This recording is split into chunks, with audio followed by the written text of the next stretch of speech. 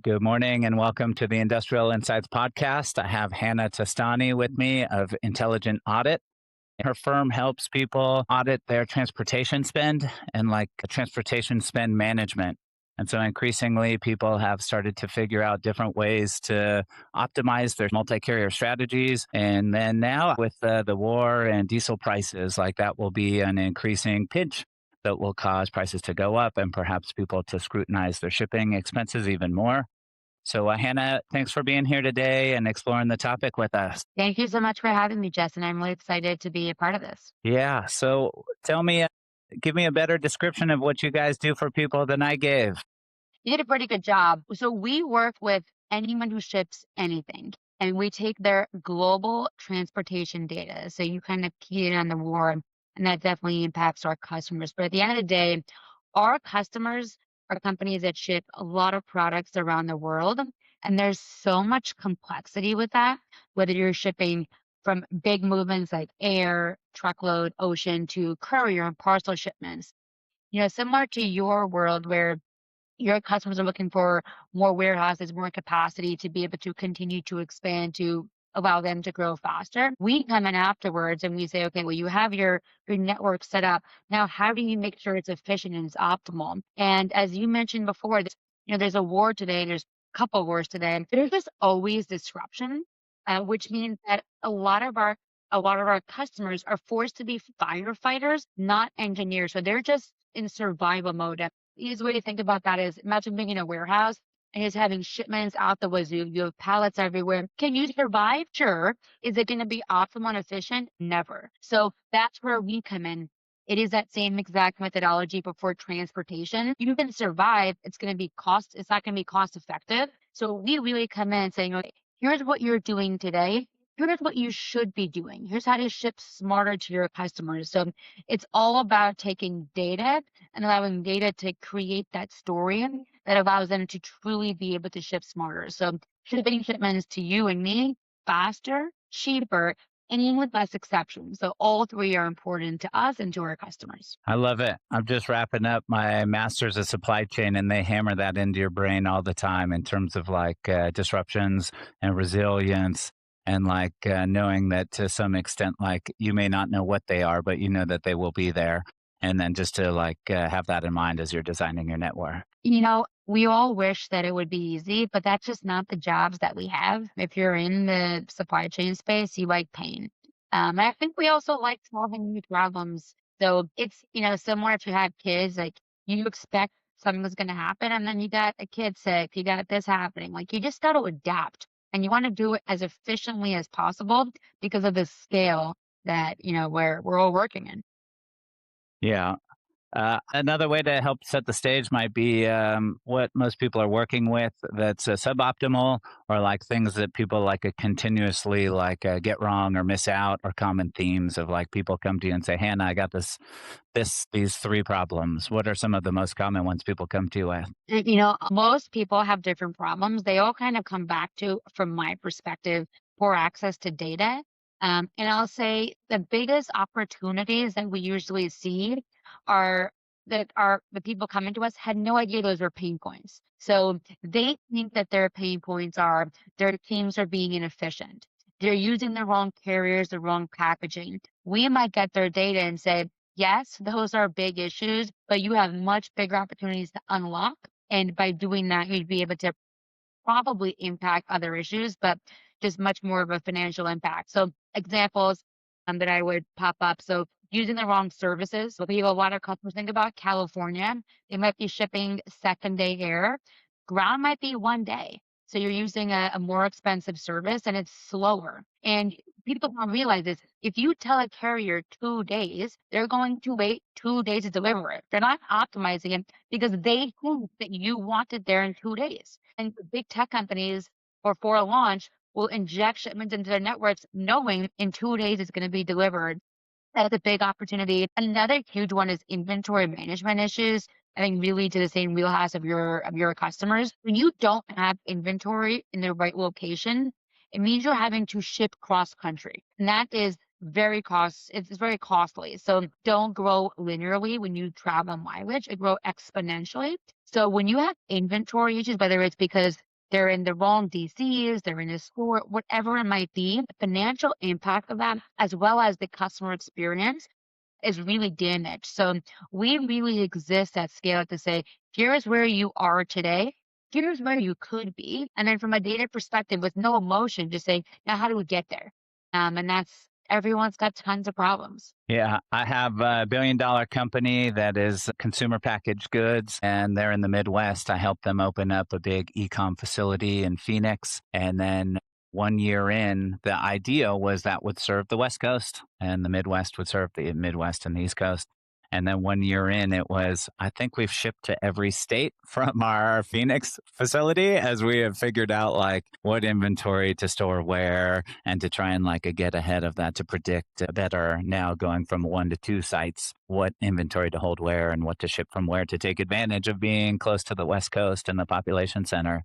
And I'm sure it's gotten better now, but that was something that was just funny to see like, oh, okay, this is a journey and like it's going to take a little while to figure it out. Yeah, there's so much inefficiency and waste all throughout supply chains, and there's just opportunity everywhere to be more efficient. People are always just in survival mode, or they think that they put in right business rules, but then they don't. And the inventory issue is always the big gotcha because you got to get to customers. But hopefully by now they've gotten a little bit better. Yeah, now we're almost at the point of doing the next 5 year lease. And then the next forecast is like, okay, now what? Like, how full are we in the building that we've gotten? And of course, this has nothing to do with which inventory is going to which markets. This is just pure like a capacity and like how much capacity do we think we're going to need on the West Coast, like for the next 5 years. And of course, trying to forecast for 5 years is incredibly difficult. You kind of take it 1 year at a time, but you gotta be willing to wager tens of millions of dollars on it. So how accurate are your customers at forecasting? You know, perhaps like you, a lot of it I only see when it's a problem. So when it goes well and it's accurate, like I don't hear about it. And when it isn't, the mismatch between inventory and capacity in the building and the rent, like, and then the real estate cycle, that's when I get the call, which is like things have changed, the disruption has happened. And then it seems like we can't continue the way that we are. Now we must do bigger, smaller, get rid of our space or whatever. Increasingly, I'm looking to get closer to those types of conversations because much like procurement and suppliers, like the more you can see like your tier one supplier or your tier two supplier, the more visibility you have, the better you can help. But that just requires more touch points, a deeper relationship. And our work usually is in like 5 year intervals. So it's not like there's nothing to talk about in between, but like the crux of the matter only happens, comes to a head once every 5 years in most instances. So it's oftentimes is pretty low on the list of topics to talk about. Yeah, if it's working, why open that can of worms? Yeah. I'm not a pro on the freight markets, but I got to imagine you are, or that's something that like you pay attention quite a bit, knowing that this all connects on inbound and outbound cargo and spend. So you got freight waves on in the TV in the background, or what do you do to like how does that enter your world and your advisory and like your work with people, like monitoring that and the different carriers? Yeah, I actually was just at a conference on Tuesday, and Craig Fuller was the keynote. So um, we are not necessarily impacted by transportation costs. So it's been a pretty soft market. It's been very hard to be a trucker in the past several years. That will probably continue, and especially as the wave of autonomous trucks come in. There's just going to be so much disruption, but ultimately, I think there'll probably be a natural progression between just less new truck drivers entering the market and then the autonomous vehicles that can just be a lot more efficient. So in terms of the actual pricing, it's definitely pretty impactful, especially to our customers. But what I'll say is, they go through procurement cycles, which is generally once a year on the trucking, basically anything but parcel. And it's been really tough to be a carrier in these past several years since 2021. So we don't expect that to actually get better. What we are seeing is on the parcel side, the carriers are starting to increase their rates, and there's a different shift in what the carriers want. So UPS and FedEx have publicly said that they don't really want e-commerce anymore. So they're letting these We new got carriers. enough. We did that. Yeah. No, it just there's not a lot of margin there, and Amazon is coming in and winning. So I think Amazon is about to come in and really just become the third huge national carrier that performs well, especially because a lot of companies are already using Amazon's network from a fulfillment perspective. So it just makes sense to just give them that last mile. So from a parcel perspective, I think that it's about to flip back to a carrier market. So you're going to have UPS and FedEx that can pretty much price as they want. It's not going to be COVID levels because there's enough supply from other carriers where they just can't increase prices the way they did in COVID, which is about 25%. But I do think we're about to see increases that customers have to be able to budget for. On the other side, all the other carriers, we're going to continue seeing them squeezed out because the pricing is just so competitive. So the small companies are going to continue going bankrupt and the big ones are just not going to be profitable. So all to say for a shipper, um, it'll be business as usual. They're pretty much expecting this. But where I think it's going to impact warehousing is as parcel market parcel carriers start to increase rates, you're gonna have shippers diversify. So if they're Yes. using 2 to 3 carriers today, they're going to be forced to become nimble.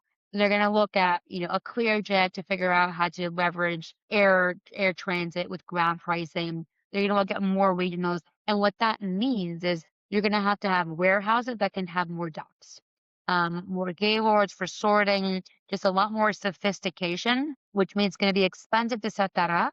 You're gonna have to have some construction there. But once you achieve that, now you've got no one who has you hostage, and you'll be able to just be able to be much more efficient and run faster. You may have to retrain your team or get more equipment or figure out your flow of how you get your shipments out. Yeah, that's awesome. That should ultimately result, though, in more resiliency and more ability to meet your customers and be on time, much less the spend itself. Yeah, I mean the spend is important because if you can't run a business if you're not profitable. Yeah. I do think that you're going to have to figure out more crafty ways to be more nimble. The beauty of that is everyone's talking about AI, everyone's scared of AI, even in supply chain, which is a very complex space. And as you think about all of this End to end visibility. Yeah, let's get it. complexity, as you create these more sophisticated networks, it requires people that understand it to be able to design it. So, if anything, I would say that's a win. So, you're going to have to learn to be more crafty, to understand what you're doing. But those who can do that and perform will shine. Those who can't will have to figure it out. But if there will be jobs, there will be a need for that kind of sophistication and levels of just network design. Yeah, and you upskill, and then you'll reap the rewards of having those skills that you can put to use. Exactly. I have a customer that's in coastal market, high cost of labor, high cost of real estate, and they are all parcel. And then their customers that they ship to are almost uniformly in every state there is. And so it's an interesting academic to help them look at their network and then think through, like, okay, the owner is in the coastal market and the whole team is there. And then what is the savings on real estate, logistics, and labor to be in the center of the country or in some market that is like adjacent to the center of country, and then see like what is the difference in zones and parcel spend versus the labor difference versus the real estate difference versus trying to operate. Are you ready to move to St. Louis or to Memphis or Columbus or Nashville or, Dallas for that matter? And then see where the cards shake out in terms of like, okay, well, if this is the savings and the different buckets for your business at this moment in time, like how important is that to you?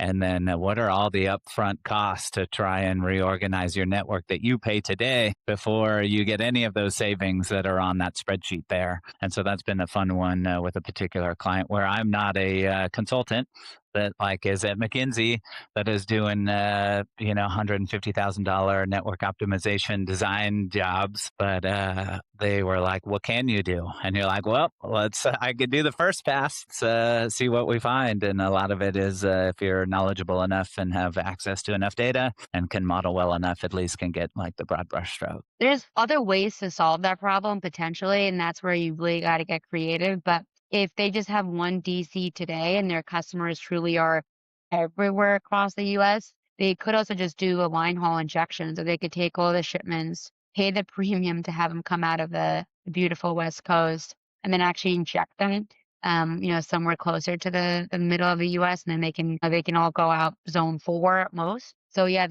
that's where you have to get crafty. You have to really figure out how you're designing for the future because you can't just continue to absorb costs. So at some point, you are forced to just stop and reflect and say, okay, what I did in the past should not influence what I'm doing in the future. Yes, there Sunk are still cost. Yeah. costs, but what else can I do? I mean, you gotta. It's hard. It's painful. It is expensive, but you have to design for the future if you plan Yeah. on living in it. And it's hard for a lot of people to. Yeah, that's the only way. Yeah, but you have to, yeah, sacrifice and invest.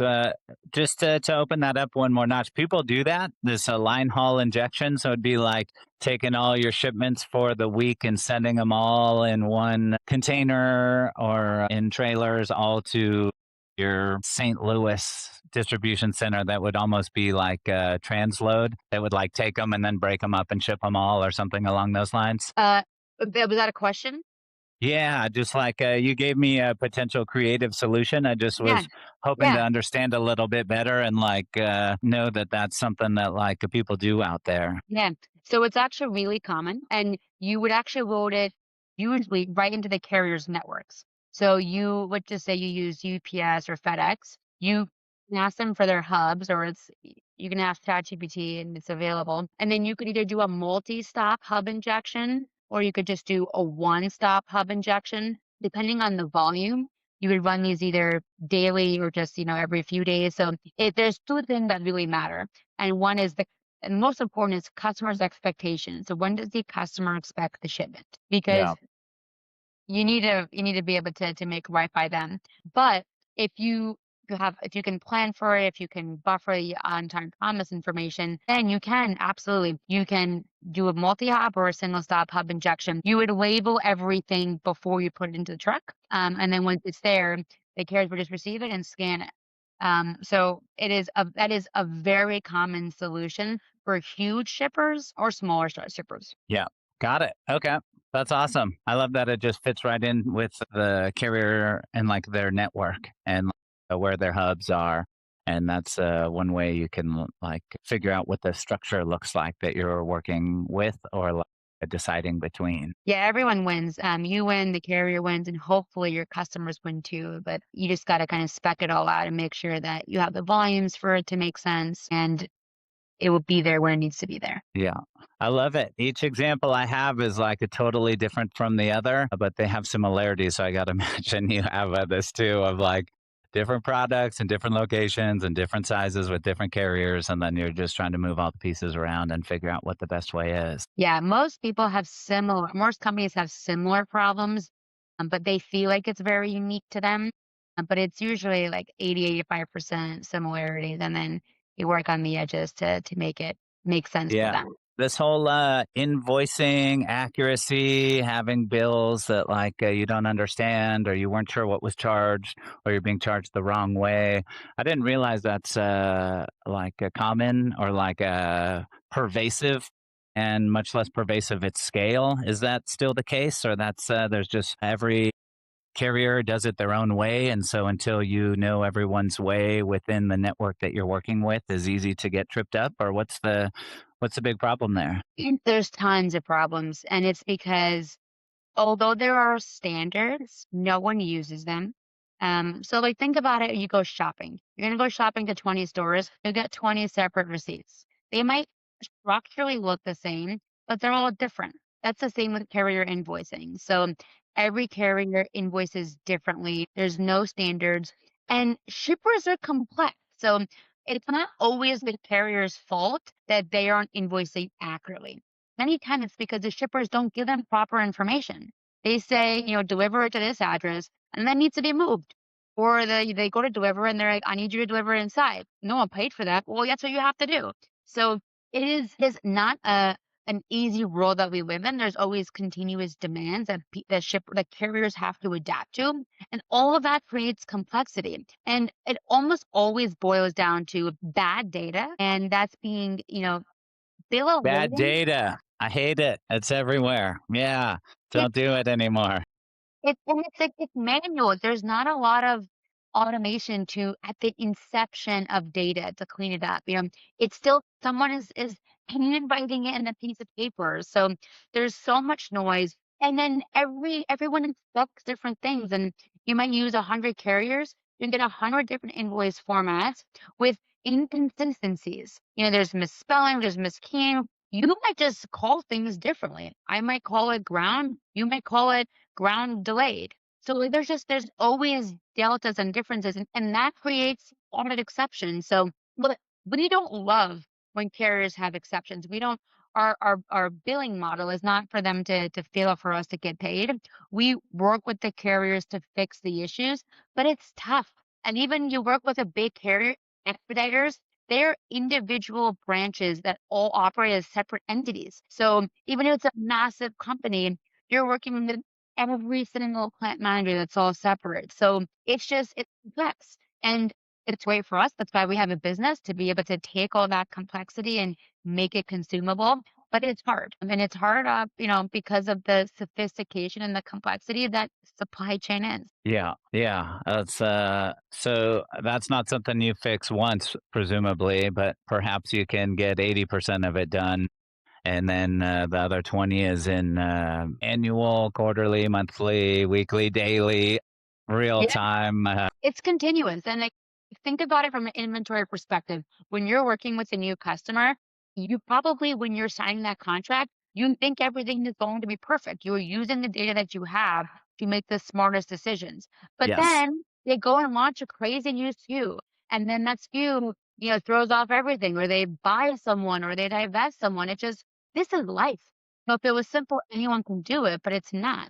We audit daily. I mean, throughout the day, we're getting data, and generally, there's tons of issues consistently. So whereas we might start with 20, 30% issues, we want to get that down to less than 5%. Um, we're rarely successful because there's always new issues that continue to happen. And that's why our teams come in and we automate what we can, but what we can't, we will talk with the carriers and say, you have to fix this issue for these to stop occurring. We want the data to be invoiced accurately because it creates clean data. And when there's inconsistencies, it means that people who use the data to make decisions are using bad data to make poor decisions. And you know what happens when that exists. it doesn't get better. So the people you ordinarily work with then runs the gamut from the C-suite to the supply chain guy or the VP of transportation and the IT department? So we normally work with logistics, procurement, and finance. Logistics are the people that run the day to day. So they're the ones taking the data and saying, how do I run faster?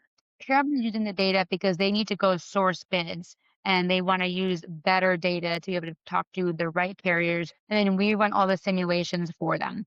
So if they're going to bid for 100 carriers, they say, okay, got 100 carriers, tell me what to do. And our system does all the calculations for them. And then finance uses us for the cost allocation. So every single box, we're the ones that cost allocate. So we're saying, here's what it actually was for, here's how to cost allocate it. We do the accruals for them. So making sure that at no point there's any kind of fiscal questions on what needs to be budgeted for their fiscal closes. So we become very close to all three teams. In terms of the levels, for smaller companies, we're going to come in at the C-suite. For bigger companies, it's VPs, SVPs, directors, really depending on the org setup. Yes, totally. And then the hot take of the day would just be everybody, you had AI in IA. That was cheeky. That was pretty good. Thank Yeah. So, you. what's your last 6 months evolution been? Everyone's been on the roller coaster ride this last X amount of months, and in terms of how cognizant they are of what is available and what effort they put in to try and learn it and squeeze some juice from it. So it seems like you guys have, this is your space. So this is perhaps old news to you, new news to me in the last year. So I just would be curious what your version of the journey has been of like AI being a more useful tool and like some of the latest evolutions internally for you guys. Yeah, AI is definitely the buzzword, and it's really powerful. We started our AI journey about 9 years ago now. AI is only really new from a large language model perspective.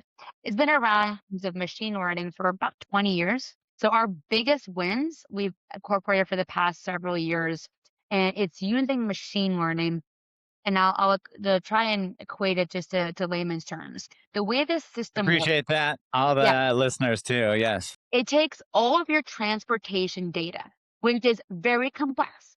It is global. There's lots of DCs, a lot of inbound flows, outbound flows, and it has the intelligence to say, okay, here's all of this customer's data set, but then we group it into what I think are like patterns. And it does that without any kind of intelligence. So that's unsupervised. And then within each data set, it becomes an expert at predicting future shipments, which means as you go and ship out 1 million shipments next week, at every single shipment level, if it couldn't predict it, it is anomalous. The easiest way to equate it is through credit card fraud detection. It uses the Sure. same type of machine learning, where Yep. you never have to go in and say, tell me if someone's in a Home Depot in Idaho by 99 cents. It knows you and it says that is likely not going to be Justin. I'm going to call you, text you, email you when that happens.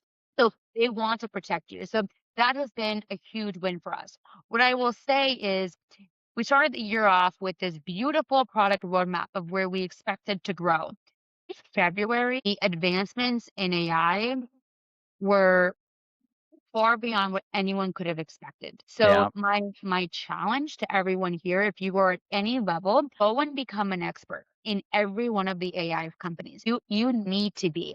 It will once you start getting there, day one you're like, I don't know what I'm doing. Day five, you're an expert. And you almost get to the point where you're like, oh my God, what am I gonna have to do? Because I can do so much. But I promise you by day 10, you're like, okay, it works. I'm automating a lot, but I still need to do more, or I can do a lot more.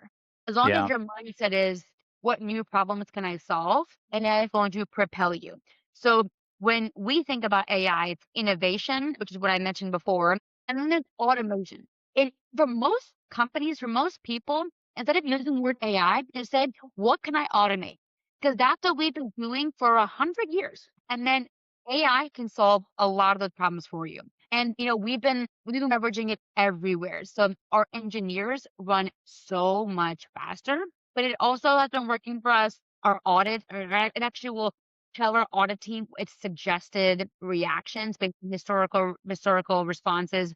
It will dissect data as an analyst, and then it would say, well, here's what we should do. Let me test my thesis and then come back and say, yes, it worked, and go suggest it. So besides for just the obvious opportunities to just automate what people used to do, it's allowing us to do so much more proactively.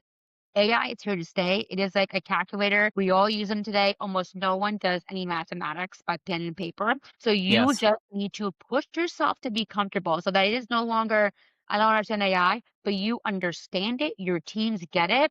And the one thing I'll say is start small. Don't start thinking, how do I change my entire company, all of my orchestration of data tomorrow? You will fail because it's Yeah. too hard to think about that. Start small projects, small wins for each one of your teams, and then let them become the biggest advocates. But you need to understand because it is very expensive if it is not done properly.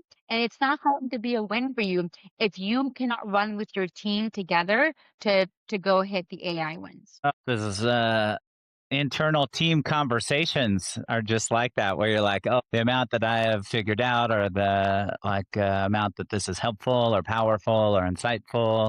Your excitement doesn't translate into their experience until they have had their own version of their small win that has sparked their own interest, or ability to understand what is possible to then want to build and grow. Has been a Everybody's probably been going through a lot of that journey, that are a team leaders and trying to figure out how to get people on board, and yeah, just being proactive about it. Yeah, from our perspective, we don't necessarily look for ways for AI to replace our people, but we will absolutely replace people who are not comfortable using AI because we're not Yes. going to, you're too unproductive if you no longer have this massive tool working with you. So for everyone, I don't, there are not many professions that aren't going to get some win from an AI perspective. And you will only win individually more if you're an expert and it's free. Yeah. Anthropic classes, just take the time, learn it. It's not a lot of an investment. And then you can become that hero at your company. So yeah, I think it's a huge win and I'm excited to see what happens. I don't think that I'm not as smart as Elon Musk, obviously, but I don't see a world where next year, people aren't doing anything and we're just sitting at home eating.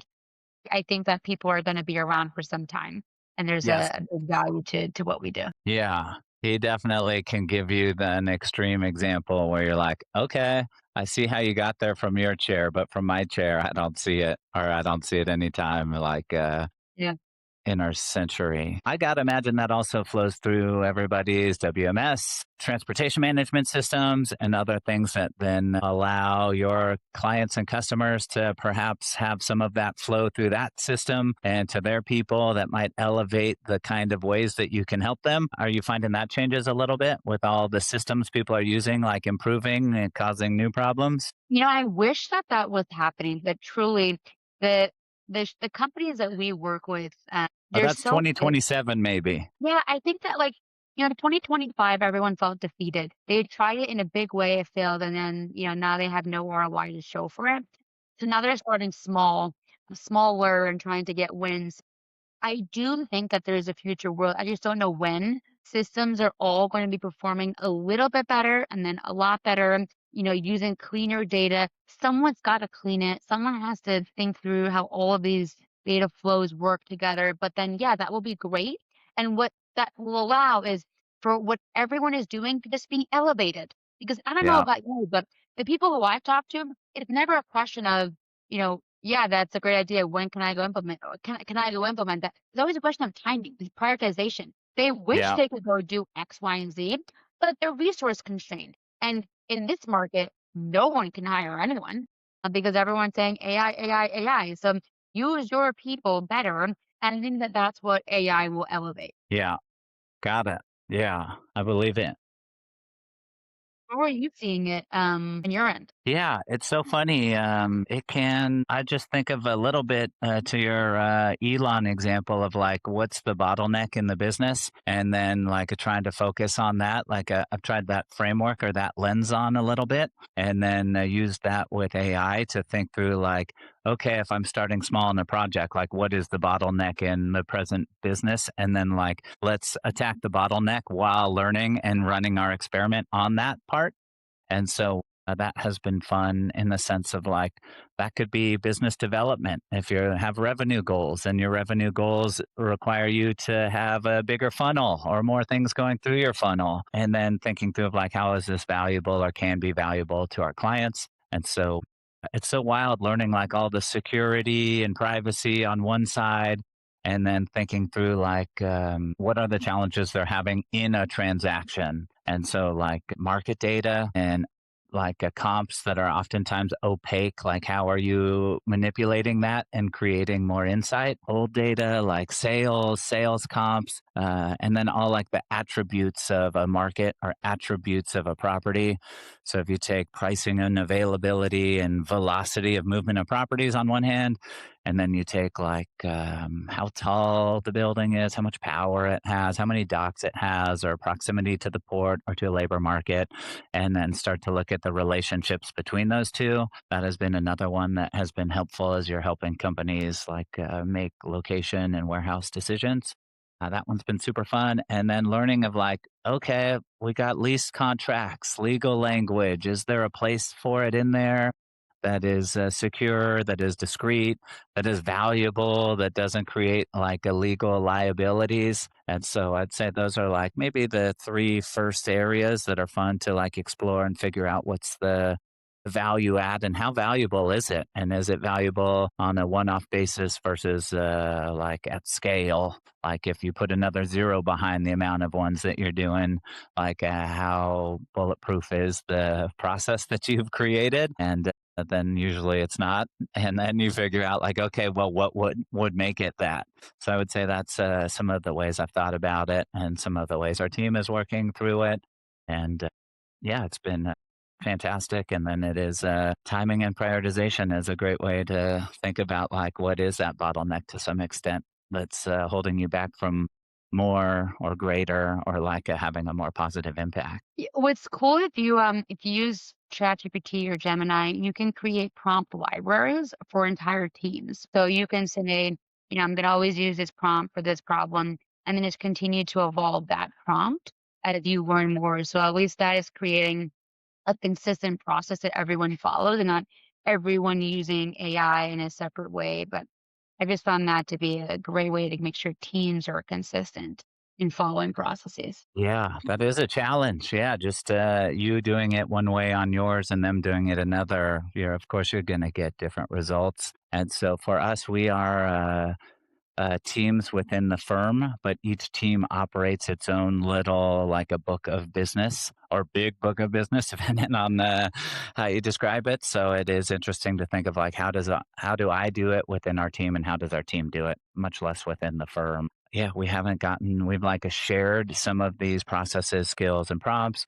but we definitely don't have like all the teams are on one enterprise or team account where everything is like shared, and each skill or command like evolves on the shared account or for like shared usage. That's definitely on the roadmap. Yeah, when you unlock that, you can also just start to build a database that everyone can just call on. They can see other information. So, that was one of the first unlocks we had, and we actually set up a weekly call with all of our team leads to have each of them talk through AI wins. This was uh, Q2 of last year, so it's evolved a lot since then. But it allowed everyone, if you're in the audit team versus if you're in the sales team, just you might think you're solving your own problem, but it's actually interesting to listen to everyone talk about how they're using it. So another potential good win for you. It's made it onto the weekly team meeting as a line item or a category. Yeah, and then you're like, okay, well, are you guys tired of talking about it yet? Not really. Yeah, just because it keeps like evolving and getting better, and like how could you like yeah, it's going higher up on the agenda item. Exactly. So that's super cool, awesome, and that is just between like inbound cargo is so different from outbound cargo, and like optimizing for stuff coming from Asia or coming from Mexico.